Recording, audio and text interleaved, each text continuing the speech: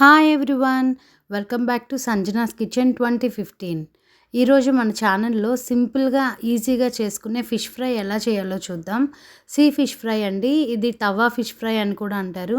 Bachelors అయినా కొత్తగా వంట నేర్చుకునే వాళ్ళకైనా చాలా ఈజీగా చేసుకునే తక్కువ ఇంగ్రీడియంట్స్తో ఫిష్ ఫ్రై తప్పకుండా ట్రై చేయండి. ఒకసారి ట్రై చేస్తే మళ్ళీ మళ్ళీ తినాలనిపించే ఫిష్ ఫ్రై. సముద్రపు చేపలతో చాలా బాగుంటుంది. ఇది చెరువు చేపలతో కూడా చేసుకోవచ్చు. ఏ ఫిష్ అయినా ఒకటే ప్రాసెస్ అండి. నేను చిన్న సైజు సముద్రపు చేపలు తీసుకున్నాను. ఈ ఫిష్ ఫ్రై తయారు చేసుకునే ప్రాసెస్ ఏంటో ఇప్పుడు చూద్దాం.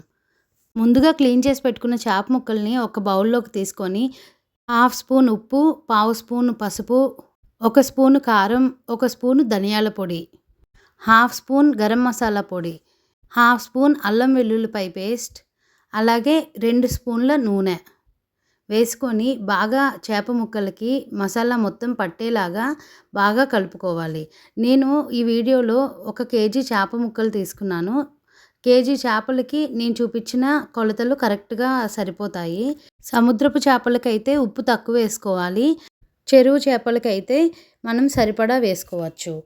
ఇప్పుడు స్టవ్ పైన ఒక తవా పెట్టుకొని 3 నుంచి 4 స్పూన్లు ఆయిల్ వేసుకొని బాగా స్ప్రెడ్ చేసుకోవాలి.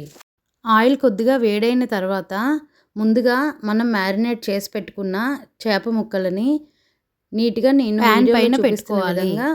అన్నీ 5 నిమిషాలు ఒక సైడ్ వేగిన తర్వాత నెమ్మదిగా మరొక సైడ్కి తిప్పుకోవాలి. మరొక 5 నిమిషాలు ఇంకొక సైడ్ కూడా వేగిన తర్వాత కొద్దిగా కరివేపాకు రెమ్మలు తీసుకొని మధ్య మధ్యలో అలాగా ఆ నూనెలోనే వేపుకోవాలి. కరివేపాకు పెట్టడం వల్ల చాలా రుచి వస్తుంది, చాలా ఫ్లేవర్ఫుల్గా ఉంటుంది ఫ్రై.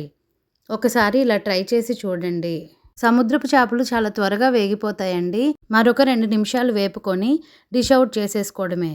నేను చూపిస్తున్న విధంగా ఫిష్ ఫ్రై చేసుకుంటే ఎంతో రుచిగా ఉంటుంది. చాలా సింపుల్గా అయిపోతుంది. ఎవరైనా రిలేటివ్స్ వచ్చినా సడన్గా ఒక డిష్ మనకి ఈజీగా చేసుకోగలుగుతాము. ఈ ప్రాసెస్లో మీరు ఈ డిష్ని ట్రై చేసి తప్పకుండా ఎలా ఉందో కమెంట్స్ రూపంలో తెలియచేయండి. ఇలాంటి మరెన్నో రెసిపీస్ కోసం please like, share and subscribe Sanjana's kitchen 2015. Thanks for watching.